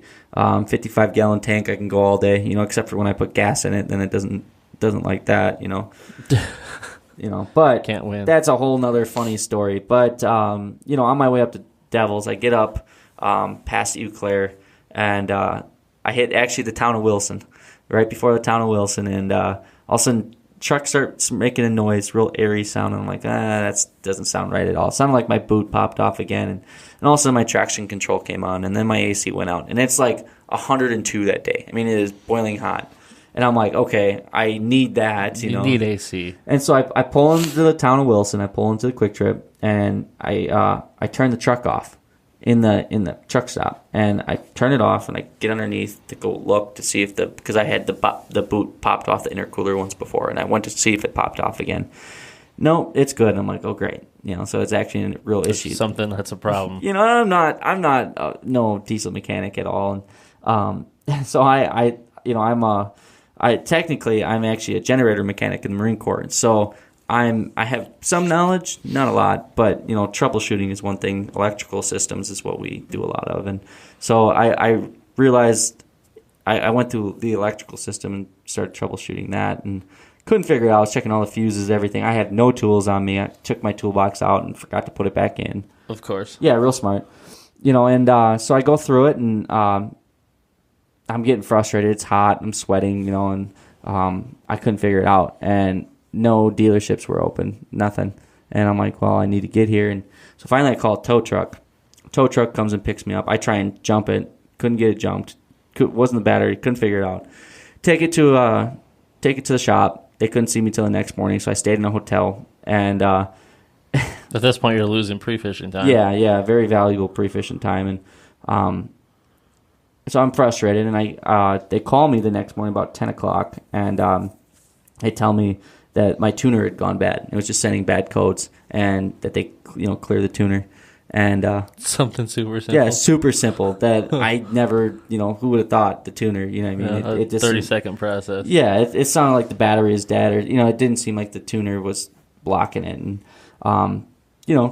charged me a couple $100 for that. Plus a hotel night. Oh yeah, plus a hotel. So plus a tow truck. Oh yeah, yeah. So I'm already, I'm already, behind. A couple $100 behind. Yeah, and then I go to Fargo and go to Shields, and Shields got me real good. Dropped a lot of money there. And, usually does, yeah. Yeah, because there's not a whole lot of bait shops up by Devil's Lake that carries as much as Shields does. And yep. There's only two, for sure, two. Yeah. And their selection is nothing like walking into Shields. Yeah. Yeah. And I know Devil's likes to eat stuff. Devil's Lake, I'm convinced, is made up of line and my jigging wraps. That's all the bottom consists of. A couple trees. Yeah, a couple trees. And a couple tractors. Yeah, a couple of my rods, too, and nothing else. There's nothing else out there, So, yeah, I bought a lot of that. And my first couple days, I stayed at Woodland, which is a great place to stay. Stayed in one of their suites. And, I stayed there for quite a few, the whole time. And the first couple days, I stayed in the main lake. And I was catching like 100 fish a day. I mean, just whacking fish. And I'd maybe have 5 legals all day. I mean, it was a lot of tiny fish, big perch, big pike, a little bit of everything, but I couldn't find those tournament fish. And finally, my traveling Tom showed up on the first day. I told him, I said, all right, well, it's been tough. We haven't caught a lot of fish, but we're going to try another technique, the trolling old shorelines, which I hadn't, done yet. I just started doing it. Kind of sounds like the Winnebago thing coming back a little bit. Yeah, and it was funny. He goes, oh, and Tom... I love Tom to death. He's pretty much like my grandpa now, and he's got this over enthusiastic, cheery attitude all the time. He goes, "Oh, Maxie, we're gonna go get him." I'm like, "Okay, Tom, let's go get him." And we go out there, and that guy has a horseshoe up his butt. I'm telling you, because it's not even worked out. Not even 2 minutes into the day, I set his light core rod out and get it set up, and all of a sudden I look, and the rod goes tap, and then just in half, and I'm like, "Oh God." I'm like, fish. Like, I didn't even know what to do because my rod hadn't bent like that all week. It was like, normally it's a fish, it's like that, 300 feet of lead core line out. And I'm like, I grab it. I'm like, oh my God. I hand it to Tom, and I was more nervous than any tournament I fished, and hand it to him, and he fights it. 350 feet of line out, and, jeez. It's a lot of reeling. You're trolling number 5 flicker shads in 48 feet or 40 feet of water, so you're getting down there. And, we get it in. It ended up being a 30-inch walleye. My first fish over 20 inches all week was 30. Nice. And, after that, that tournament I teamed up with Todd Reinert, who was traveling last few years. He finally fished it as a pro. And then Mike Deffenbaugh, who is one of the best anglers I've ever met. I mean, great guy. He goofy looking guy. I mean, just if you see him, it's goofy. Not a lot of hair, missing a finger. Just goofy dude. But goofy guy. He's one of my closest friends and biggest mentors. And when he called me and asked if I wanted to team up, I'm like, he's sitting here second place team of the year or angler of the year and won Huron last year, and here he's asking me if I want to team up, and I'm like, yeah, trying to play it cool, like, oh yeah, if I'm free, I guess. And I get off the phone, I'm like, oh my god, and. So, we worked together, and we started going out east, and we started dialing a program. I saw Robert and the guys out there quite a bit, and we were working similar areas out in the trees. We were casting flicker sheds in the trees. They were corking. And, we weren't catching a lot of fish, but we were catching the right fish, We were doing between 18 on the low to about 25 a day, doing that. And then we had a big fish spot out in by Jerusalem, trolling an old road bed. And, at tournament day, that wind just shifted. Yeah, I do remember the another weather change on tournament day. Like, why not? Yeah, and it's funny because it went from a west-northwest to a north-northwest. And just that little change went from it being blocked by the shoreline to coming straight down the chute and 4-footers rolling in there. And when I say I'm fishing in the trees, I'm in the trees. Like, I am like weaving back and forth. If you looked at my track, you'd think I'm drunk. Because I'm doing one of these things. I take 3 casts and I weave back around and then take 3 more casts. Just going through the tree lines. Yeah, and you couldn't fish that effectively. So all my trees were pretty much blown out. And I went to my lead core program, and that was my biggest regret in that tournament was I didn't put more time into the lead core. I wish I would have found more spots to do it because that's how it was won. And day one, there were so many people in the area I was fishing. Everyone had found those fish too. That those fish just shut down. And I never caught anything in there. And I ended up on spot Z before I finally caught a fish. And it was funny because that's why you got to have all of them filled. Yeah, and I ended up snapping a rod because I got snagged. And when I was trying to move the trolling motor kicked on high, and it basically just went, turned the boat. So I was trying to get the rod out away from the boat, and ended up hitting it at a really terrible angle. Snapped a really expensive rod. Wasn't happy, because I dropped one overboard during practice, had stepped on one, broke it, and snapped a tip on the other one, all within I think 10 seconds. I think Lake of the Woods, Mike had like 5, 6, 7 broken rods. He just kept walking them in, and I'm just like, man, yeah, you guys go through some rods. Yeah. So Devil's Lake was a rod eater. Andrea Bricko, she's like, what is wrong with you this trip? And I'm like, I don't know. I kept snapping them. The wind, the way the wind would hit it. Like I had 2 that got blown into like my live well lid. Oh yeah. I'd moved it, picked up the live well, went to go put it back, and like a 40-mile-an-hour wind gust blew it back in, broke the rod. So what'd you end day one? So I ended up day one. So anyways, so I broke a rod, and I'm drifting underneath the bridge by 6 Mile. Yep. And then a bird crapped on my shoulder. I remember that too. Right here. And I'd broken my trolling motor. I remember your post. Yeah, I broken my trolling motor, and I'm like, you know what, God? I don't know what I did to you today, but just stop. Just leave me alone right now. And I was so angry, and then bird craps on you, you break rods, and your trolling motor breaks. Yeah, it What's was next? Bad day, and it was one of those spots where you drop down, snap off, drop down, snap off, and I dropped down, brought it up. I'm like, oh my gosh, I got it off bottom this time. Jigged it once, and also I'm like, damn it, I'm snagged, and I'm like lifting up, and I'm like, oh my God. I'm like, it's a fish. And my co-angler, great young kid, and we hadn't practiced this yet today because we hadn't caught a fish. So I'm standing on the net, and he's like all shaking around, like, what do I do? We're all flustered. I'm almost ready to boat flip this 23 in the boat, and we ended up only catching 1 fish. And I was livid. I mean, I was the whole day. Yeah, 1 legal walleye, and I was embarrassed. Everyone has those tough days, but I was embarrassed. But day 2, weather changed. Puzzle pieces, did they come together a little bit better on day 2? 1 fish. 1 fish. 1 small fish. Okay, so we will just end Devil's Lake right now. Well, and the only thing I will say, the coolest part I have to say, and I give him so much crap to this day, but the kid Dylan, he came in on day 2 right next to me on that trolling pass, and I trolled it for 2 hours and hadn't caught a fish. And that kid came in sat down right next to me to where I could, hoot and holler at him and, just see him, we're that close. He sets down, puts his 4 rods in, doesn't even get his 4th one in. All of a sudden, he's fighting a fish. And I'm like, what? And I'm like... This kid comes from Pennsylvania, never fishes this lake ever in his life. Barely he did get a good pre-fishing in. Never fished in his life. Takes it. Yeah, well, and that was the thing. And the kid is horsing it. Done by noon both days. Oh, yeah. Unreal. I was there when he was done. Because the kid, he grabs a rod, cranking it. I'm like, what the heck is he doing? I'm like, telling my co, he's got to have a pike on. There's no way that's a walleye. I'm like, there's no way he's fighting it like that.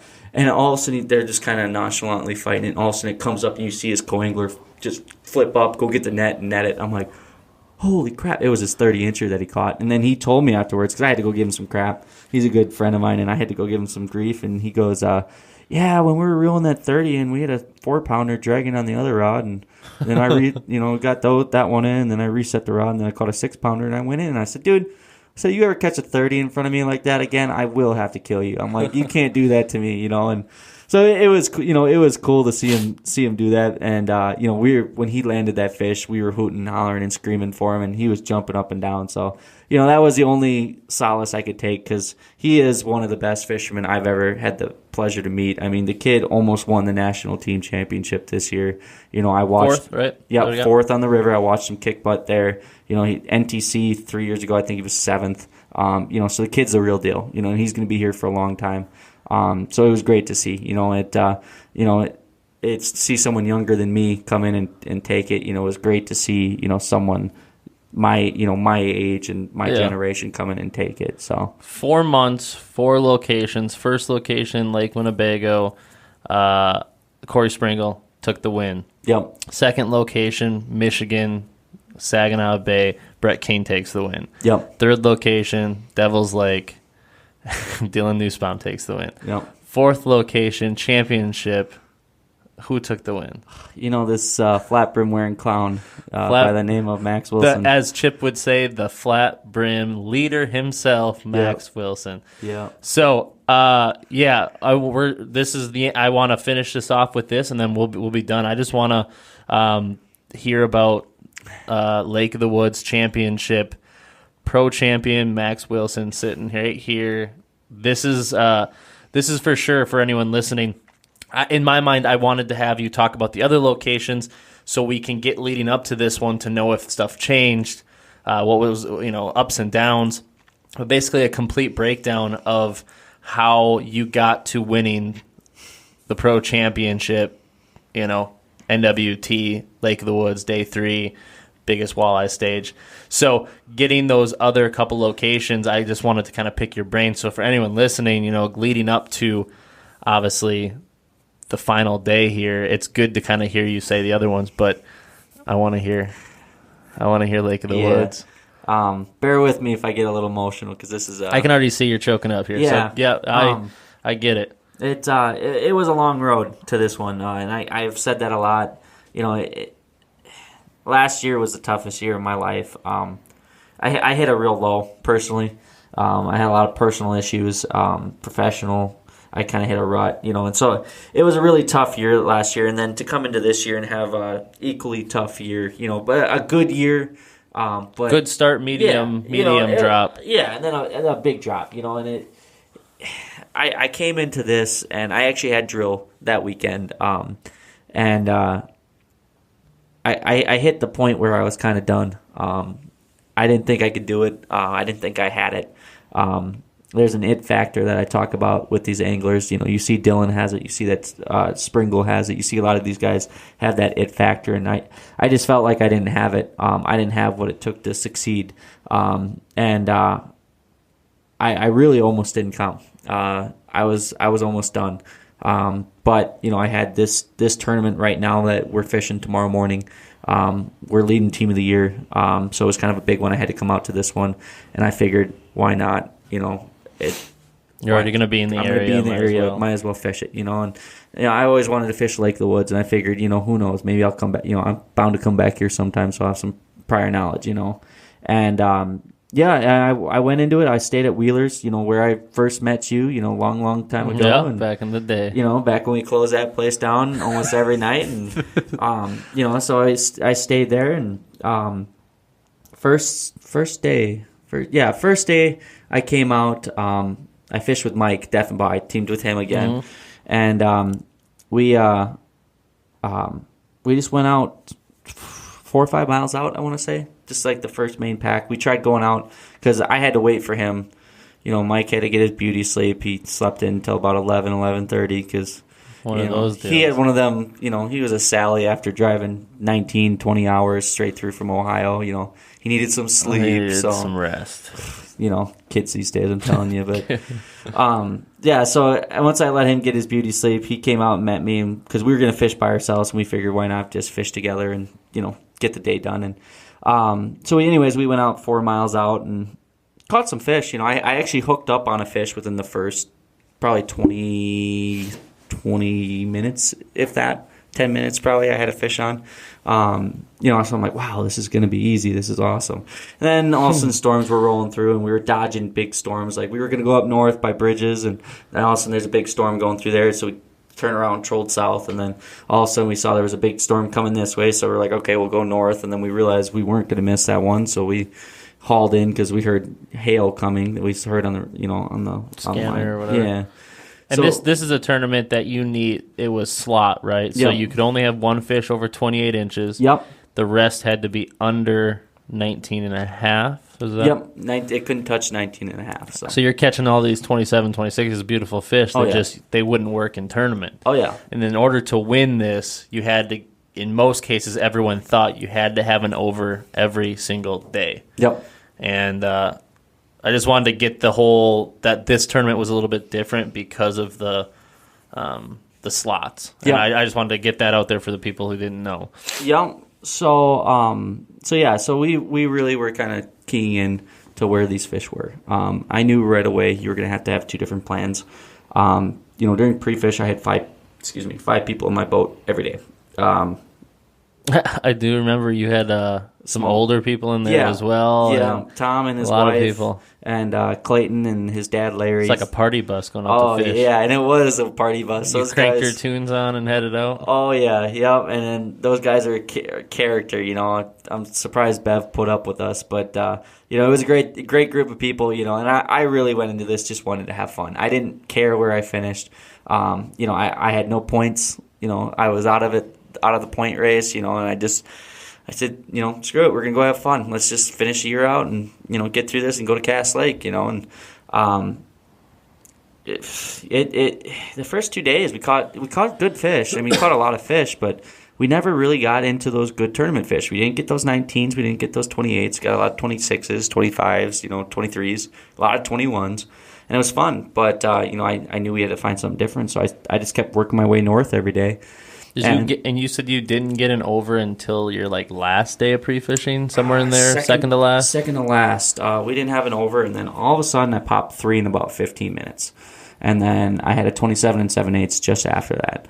So I was like, okay. So I kind of found something. And, with that school, they were moving every day. They'd move a little bit, a lot, whatever they wanted to do. And so I just drive around every morning, first 2 hours, and I just locate where that school went, and I drop a waypoint. Even if I didn't have to fish, and I knew they were good fish. I didn't have to keep sampling the quality of the fish. I just knew, they were the right size. And so every day those fish were bouncing back and forth between areas, and I just really stayed on them, just watching where they went with the wind. Okay, if I have an east wind, this is where they're going to show up, or a north wind, this is where they're going to transfer to. And I just kind of kept the night, a sampling of that. And then it's funny actually how I found my under spot. I knew of Garden Island. I knew there was a milk run. There was a couple people that helped me out. They said there was a milk run out by Garden Island. Didn't tell me where, didn't tell me how, just told me there was a milk run for unders up there. And I actually saw the exodus of charter boats coming out from up north, because every morning 7 o'clock, you'd see the line of charter boats going up to the islands, and then all of a sudden about 2:15, they start making the haul back, and they just all peel out, 20, 25 boats. So I saw them come out, and I'm like, oh, there must be something up in there, and that's when I went in there and pretty much discovered the northwest angle. It's just, you come around the corner. And welcome to the northwest angle. I mean, Lake of the Woods itself, for anyone who doesn't know, it's bordered between 2 countries, United States and Canada. It splits the lake in a weirdly type shape. You can drive into into Canada, but you cannot turn your motor off and fish. Right? You're okay to cross the line, but you really shouldn't. Remember when I was? Yes, I do remember a little excursion into Canada. Yeah, Mike's like, what is he doing? Nancy kept calling me, get back here, you're in Canada. I'm like 7 miles into Canada.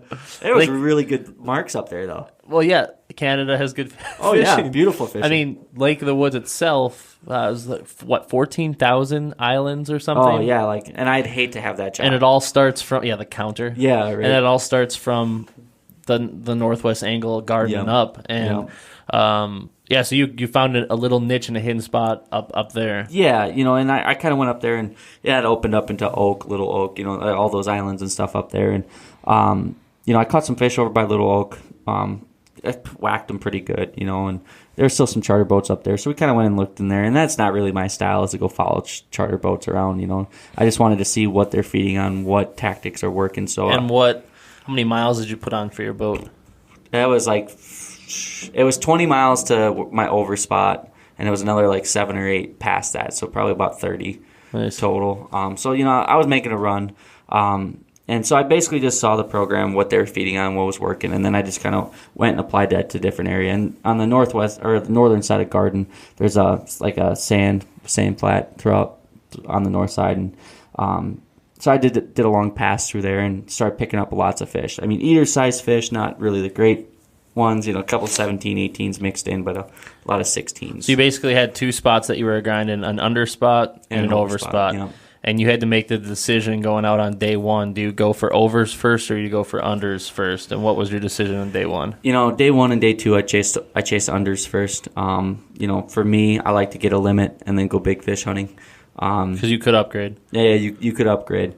And there were 19s out in the mud by the big fish. So I wanted to at least secure a limit and then go from there. And, it worked out both days, but it didn't work out as fast as I would have liked, because by every day I had my limit by probably about 9 o'clock, if that. If it under an hour, I'd have my limit. I'd fish. Good start. Yeah, and I'd fish till 10:30, upgrading fish, getting a halfway decent unders, and then I go overfishing.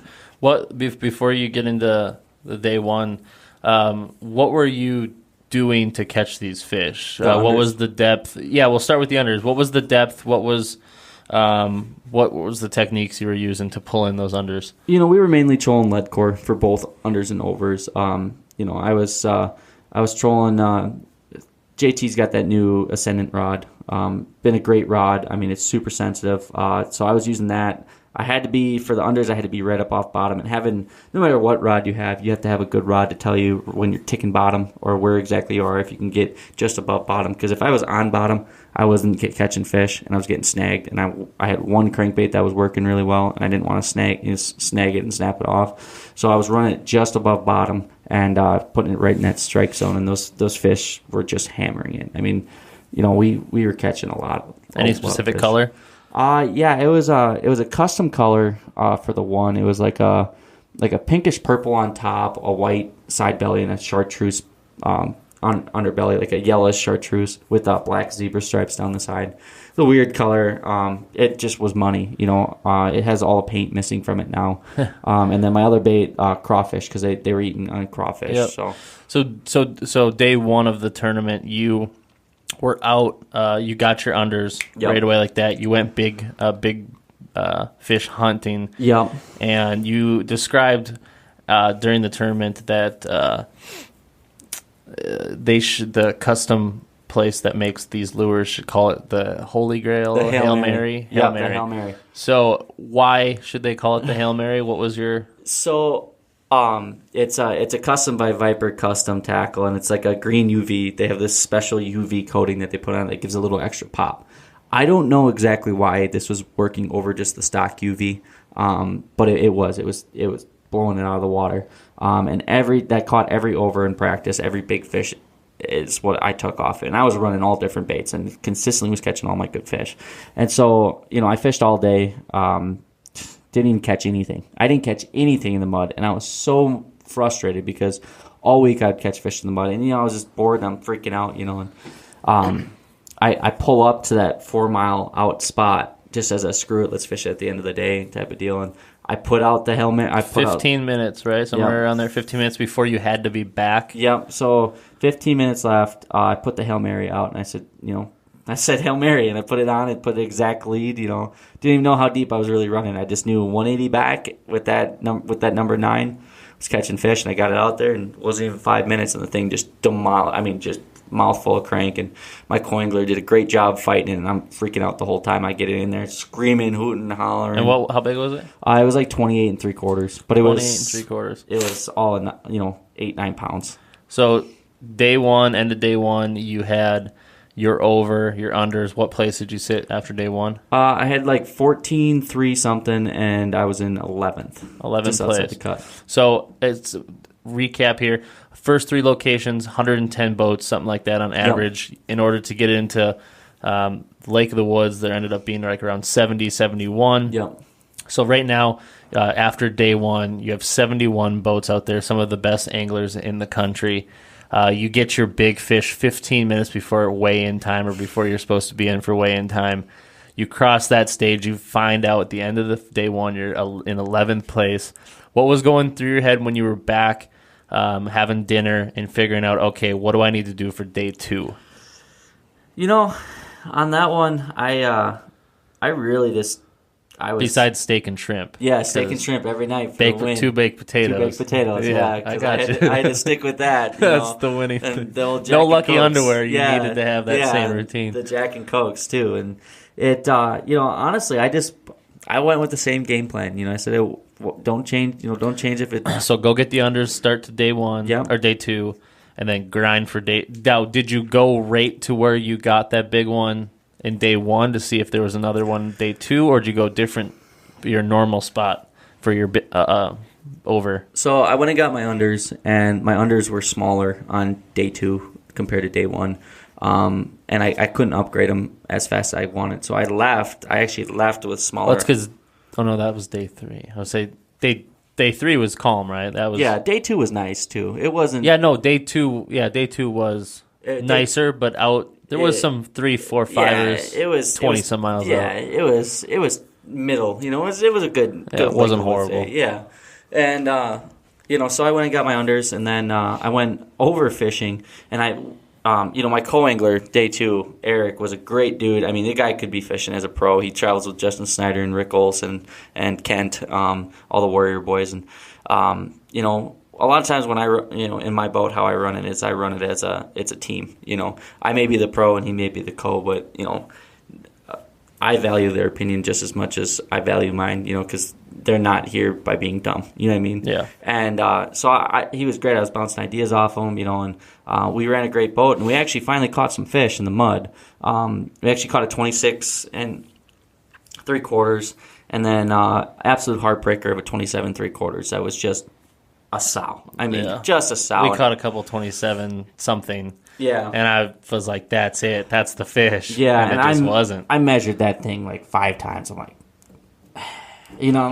I'm frustrated, and I let it go, and I'm like, oh man, that sucks, and we had great marks. It's just they weren't firing, and with an hour left, I actually ran to where I caught my over the day before. I went from Knights and Bridges down to where I got my over the day before, 4 miles from the launch. Got down there, and I hated the marks. I was like, these marks are terrible. There's nothing here. We got lines in the water for maybe 2 minutes. I'm sitting there looking at it, and I asked Eric, I'm like, what do you think? I was like, it's bad. He goes, you don't like the marks, do you? I said, no, I hate them. He goes, well, you know what to do. I'm like, yep, pick them up. Let's go. So we ran all the way back another 12 miles north to Knights and Bridges. With 45 minutes to go, we went 12 miles away from the boat launch. And we pull in there, and I put on Hail Mary because I was stupid and took it off. And I put her back on, 180 back. I said, we're going to finish it. And I got pictures to prove it all. Wasn't even 5 minutes. Rod slams back, and it's got a mouthful of crank. Because you came in early day 2 a little bit, didn't you? Because you were... Both days I actually came in a little bit early. It was right before... It was one of those things where it was right before it was like the last 20 minutes of my fishing time. And I caught the fish, and it was either fish for another 20 minutes or just get the fish in. Make sure it stays alive. And day 1 I was just so excited, and I just... Mentally, I was all over, so I was like, I can't fish. Let's just go in. And day 2, we put it in a live well, and we had a little bit more time on that one. But we put it in a live well, and she inhaled it so far she had it in her gill. And this one was a skinny fish, but it was like someone had cut the tail on the thing. The top part of the tail was cut. And like you could tell someone took a knife and cut the top part. I don't know if to save it from the slot, but the bottom part. So if you measured it from the bottom of the tail, how they measure it, it's 28 and like a half. And if you measure it from the top part, it's like 28. So at those slot savers. Yeah, so one of those, and you can see in the picture where it's cut, but it measured legally, and I put it in. Because when you came back, I was getting cameras set up, and I'm like, what? Max is already in? What the heck? I'm not set up all the way. What the heck? And I look over, and you just got a smile on your face. And I was like, God, you got another one. Yeah, and it was a skinny fish, but I was just happy to do it. And, we had a lot littler weight. It wasn't as good of a day, but 12.8, just enough, enough to put us there. But, kind of put me in a little bit of hole. And I didn't think I was going to make the cut. I was nervous. I thought I could, but, Well, because day 1, 14 overs came in 14. Out of 71 boats. Day 2, way higher. Don't even know the number. But no, it was actually about the same amount of overs. It was just different people got the overs, so it seemed like a lot more. Well, it just seemed like when I was filming, it was like, there's another one, there's another one, there's another one. I was like, what the heck? I heard the number was like 15 or 16, so it was a little bit more, but not much more. It did seem like a million overs came in, though. Yeah, it seemed like there was a ton of overs coming in. But yeah, so I got real nervous, and Mike thankfully kept my head calm. He's been in that situation before, and he kept me out of my own head, and he couldn't give me any information because he was out of the tournament, but he just told me, he said, hey, look, you know what to do, you did a great job, you're a heck of an angler, just go get it done tomorrow. And that's all he told me, because that's all he could tell me, but that's what I needed to hear. He reassured me that I could do it, and so what place did you end in? I was in 5th after day 1, 7 pounds behind Robert Blosser. So only top 10 move on to day 3, which is the championship day, meaning tournament checks, big stuff. And so what you meant by that, about what you just said, is that when you finished after day 2, you could not communicate about the tournament to your teammates, correct? So you had to basically go into day 3 with all the knowledge in your head. Yeah, like anyone not in the tournament, I couldn't talk to, and there was a lot of great guys that wanted to help me. They wanted to see me succeed, but I couldn't accept the info, and that I didn't want it, as well, it's just gonna mess up everything in your head too. And I got here on my own accord. I got here by doing doing my program, and I wanted to win. If I can't win on my own, I don't want to win. I've always said that. I'm not the type that'll, I found out Mike is killing him, and I'm just going to tailpipe Mike. I've never been like that. If I can't, like I said, if I can't win it on my own, I don't want to win it. You know what I mean? So I just went with my program, and I stuck with it. And the only thing I changed, the only thing I changed was I was getting sick of not catching my over until the last second. So I knew the fish were chewing in the morning, and I knew it was going to be flat calm all day. So it was going to be really tough. So it was a beautiful day, calm. Yeah, beautiful. So day 3, 10 boats. Before you get into that, what was going through your head when you were sitting at launch? Beautiful sunrise. Yeah. Oh, I mean, gorgeous. I got some really calm day, really cool photos. And it was calm, a little cold. I wasn't too nervous. I really didn't think I could win. I did not. I told my co-anglers before, or my Tom and his wife and all that. I told them before the tournament, I don't expect to do very good in this tournament. I'm going to go out and have fun, but I didn't feel confident with an over program. So just to be in the top 10, and to be in the top 10 against the guys that were in the top 10, I mean, that is probably the most stacked top 10 I've ever seen in my life. I mean, that was my 3rd cut I've made, and that was probably the most stacked cut I've ever seen in my life. And so my thinking was just go out and have fun. I will never wish for someone in front of me to do poor. I can't. No matter how hard I try, I can't wish ill upon another angler. I wanted to see Blosser go catch 18, 19 pounds again. But I knew to have a chance to win it, I just had to fish perfect that day, and so I went big fish hunting right off the bat. And use your Hail Mary. That bad boy was tied on. And first 5 minutes, I have Hail Mary on and catch a 26 3/4. Right off the bat. And then my co-angler's rod, different lure. That one loaded up with a big fish. We never saw it, but I mean, it just went back, loaded up, and I grabbed it, and it was just dead weight, and then it popped off. I couldn't get to it fast enough because we had a system down to getting these fish. In the rod holder, when these fish would hit, I had the drag tightened or loosened greatly. So when they hit, basically they were running like, I don't know if you ever fish for like king salmon or something like that. When they hit, they start peeling off drag. That's what I would do. I'd let them run for 40 feet, and then I'd reel down on them, let them get a good grip on that hook, and then really get, good hooks in them. So we lost that one. I mean, this is first 20 minutes. We had 2 fish on, 1 for 2.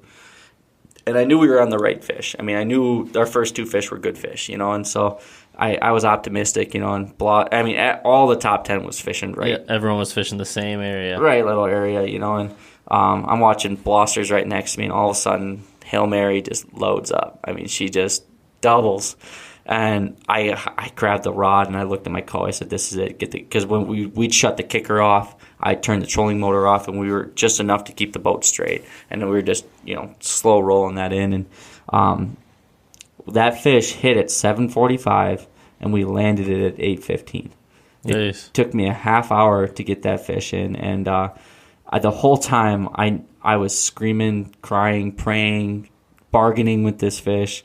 Because I've never... You had no cameraman in your boat, right? No cameraman. Oh, man, I would have loved to see. Yeah. That's why you need to have a GoPro with. Yeah, right. And, it was funny because on day 2, I was doing the same thing. And, because I'm not the reeler in tournaments. I'm always net man, and I just reeled in these ones because these fish had to be reeled perfect. And if anyone's going to mess it up, I'd rather it be me. And I trusted my co-anglers to net, which, that shows how good a co-anglers I had, and... It was funny because everyone hates a co-angler who can't net. Yeah. Day 2, I was fighting this fish, and I'm just yelling at this thing, "Get in here!" I'm yelling at, calling all these names, and Eric, bless his heart, he was trying to keep me calm. He thought I was freaking out. And I said, I finally told him, I said, "I know what you're trying to do. I know you're trying to keep me calm." I said, just let me bitch. Let me vent. Yeah, let me do this, because this is just part of my my coping mechanism with fighting this fish. And he's just laughing his head off. He's like, "I've never had a pro tell me that." So yeah. So anyways, 7 times this fish got up to the boat, and I saw it and saw how big it was, and then it would peel off 70 feet of drag. Jeez. And it just took forever to get the fish in, and finally we netted, and I let out the biggest scream. I mean, Drake heard me. Yep. Blosser heard me. We saw Drake going, yeah. I'm like, yep.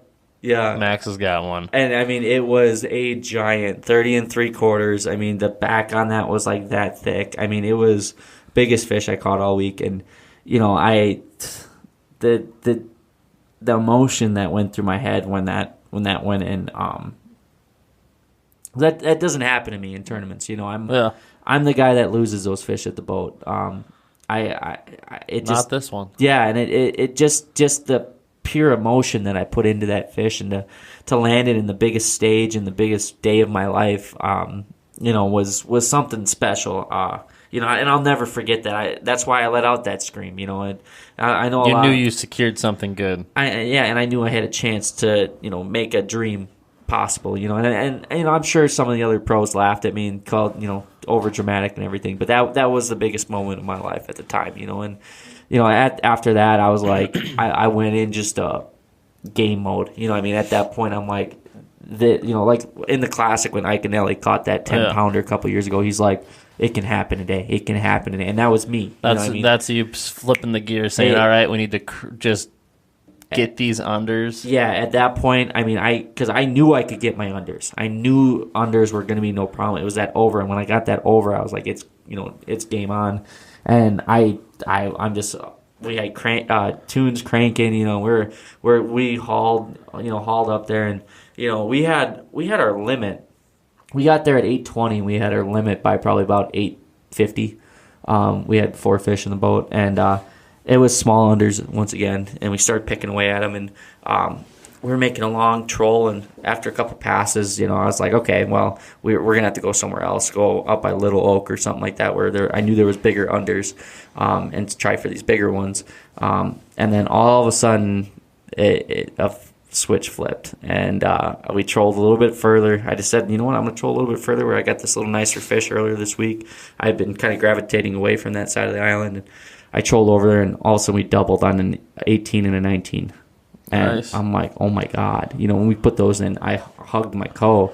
I'm like, oh my God, we just did something awesome, and then a little bit later we got another 18. And I'm like, oh my God, you know. Your puzzle pieces are coming together. You know, and at this point we had a 16 3/4 as our smallest, a big 16 3/4, and then, you know, we lost about an 18, 19 at the back of the boat. That, I mean, I went from up here to about here, you know, and that was just a roller coaster, and I sat there and I'm like, what the heck, you know, and I'm like, you know what, no, this is a great day. We're gonna make it happen, and you know, we ended up grinding the rest of the day, and we upgraded one more time. We put a 17 and like 7/8 in the boat, and it was funny because both me and him screamed when he netted it, and you know, we gave each other the most the most broest hug you could possibly do, you know. And, well, your co was a younger. Yeah, your co won Winnebago. The Winnebago one in location 1, and he won the championship. He here as a co-angler. He fished 2 tournaments this year and won both. Yeah, that's incredible. Insane. 2 trophies. You know, 2 checks. The guy was great. I mean, me and him clicked from the moment we got in the boat together. And, you know, we're sitting there and we're like, because at 10 o'clock, we're pretty much done for the day. And we're like, this is the slowest day ever, you know. And when we put that fish in at probably about 1 o'clock, he's got a video of it. But I put the music on, and at this point, I'm dancing, you know, and I'm at this point, I said to him, I said, if we don't win, you know what, they deserve to beat us, and we did our best, and this is the best we could do, you know, and it was funny because I actually, I said, you know what, we're gonna go in early, we're gonna, you know, take our time going back, we're gonna leave at 2. You know, take our time. Don't beat the fish up. Just take a nice smooth roll. And I actually had a big fish on at 158. Big fish hit, big under, and my lead core ended up snapping. I don't know how it did it, but it snapped. And I'm like, well, yeah, we're going in. You know, yeah. I'm like, all right, well, we're gonna see how this goes. And you know, to this day, I play that song. You know, have you ever seen the rain by one of the old classics, you know, and that's one of my favorite songs, and it always says there's a calm before the storm, you know, is one of the lyrics, and I was sitting there listening to it, and it's all the time I spent on the road, you know, you do a lot of fantasizing and daydreaming about one day winning it, and I always dreamed of just taking that final run in, and it finally happened, and at that point I knew I had a chance. I totally get the final run in. Like, this is, you think you got it, you hope you got it. You're smiling and you're taking your final. And it's just cruising. The sun is shining. I got a big I get a big fish in the live well, and you know, him and I are just high fiving, smiling, and just listening to music, and you know, life at that moment. Every, you know, trial and, you know, hurdle that I hit was worth it in that moment, you know, and I didn't care if I won at that point because I was having fun again, and your spark came back into you after everything you've been throughout the season. Throughout the last 2 years, I mean, it's been the toughest 2 years of my life, and it was really, really, I mean, I get emotional on it because it was such a long road to get there, and to finally have that moment and just finally smile again, you know, fishing. And, you know, I remember coming in and walking up, and Connie, one of the NWT girls, her and her daughter Melissa, you know, they looked at me and they're like, did you do it? And I just smiled, and they came up and both gave me a hug, and you know, it was a special moment, you know, and I didn't think I had it, you know, I was just waiting for everyone to come in, and I was just walking around. I didn't know what to do. I was just walking around like, you know, just, you know, lost. And when they came in and I got my fish, I put them in the bag. I like pretty much vacuum sealed that thing, and I bear hugged it and walked it on that dock as far away from the water as I could. Don't want to trip. Oh, no, that would be the wrong that time. was my biggest fear, you know. And I get in that weigh tank, and they check to see if they're alive, and everyone starts showing up one by one, and you know, I didn't want to look, you know, at people's bags because I didn't want to get psyched out, but I saw, you know, I saw Drake didn't get an over, you know, Kinger didn't get an over, and I'm like, okay, you know, and then all of a sudden I heard Shirts had an over, and my heart dropped. I mean, Shirts was 4 pounds ahead of me. And Shirts, in my opinion, is one of the best anglers I've ever met. I mean, he's on the USA Ice team. He's on the Predator team with me. He one of the best ice anglers in the world. Always up there for the NWT. He's a stick, And I was like, I don't have it, and I was like, all right, second place is still going to be cool and everything. And it's like a blur, I mean, I remember you coming up, taking pictures, holding the fish up. You took the fish out. Yeah. You took a risk, but you're like, I want that photo. Yeah, I want that photo, and, the one where I don't apparently have fingers in the fish or something, what the haters on Facebook were saying, but, welcome to hater life on social media. Yeah, right. And so I was, it was just a blur. And then when I go up to the bump master and, he gave me the biggest high five and he's like, good job. And, and when I got up on stage and weighed 18.62 or whatever, I was just, you saw it on stage. I mean, I let out that scream because that was 4 years of emotion. Yeah. My blood, sweat, and tears poured into this. I gave you a thumbs up and you looked at me and you're like, no, not yet. Put your thumb away. You put that thumb away, And then when shirts came up, Chip came up and asked me how I'm feeling, and I at that point I had resigned to second place. I mean, I really did, and you knew once his went past that you were in good shape for second. I had a chance, yeah, and that was when he put it on. I was ready to see 16 pounds because he had good fish, and how they only went 14 something, it was beyond me. And he was surprised. And when he put it on there, and I saw it because when you put the scale on, it goes all the way up to like 25 pounds and it'll tick down, And when it ticked down below the weight he needed to beat me, and I'm just like I lost it. I'm like, oh my god, Yeah, your right arm flew out. Yeah, I'm just like, oh my god, and Blosser.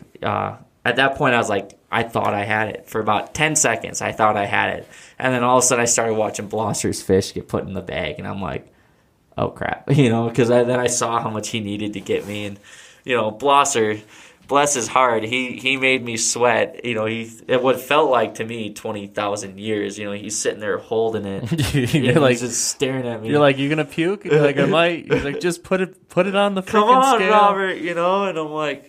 I'm just at this point. I'm like, before you go into that, first and second place was a boat. Yep. And first place was a check. Co-angler also first place was a boat, right? Yeah. So 3 boats. So before Blosser put his bag on, you knew you had a boat no matter what. Yeah. But at that point, you don't come that far for second. You're like, forget the boat. I could care less. And I kept. If you look at the video, I kept looking back at the trophy. And. When he put it on there, and it ticked down past 11 pounds, I could have cried. I did. I started crying on stage because when Chip handed me that trophy, the amount I've sacrificed to get to this point. I mean, I lost. I was engaged for a while, and fishing kind of brought the end to that. I lost a lot of friends, a lot of people who just couldn't handle me being gone. I've missed funerals. I've missed weddings. I've missed birthdays. I've missed holidays. I've been not the best family member, friend, because it's this addiction that we're chasing. It gets really hard on me because I'm a family man, and I love those people that supported me, and to be gone and miss all that, and not have the proof that I can do it. It was getting tough, and that's why I didn't tell a lot of people this, but that was my last NWT. I wasn't gonna fish next year. I was gonna kind of take a step back and do some other stuff and just kind of move on with my life because I didn't see it. The possibility. And when Chip handed me that trophy, I mean, every issue I ever had became worth it. So it's unbelievable, absolutely unbelievable feeling. As the tears fall and roll down your cheeks,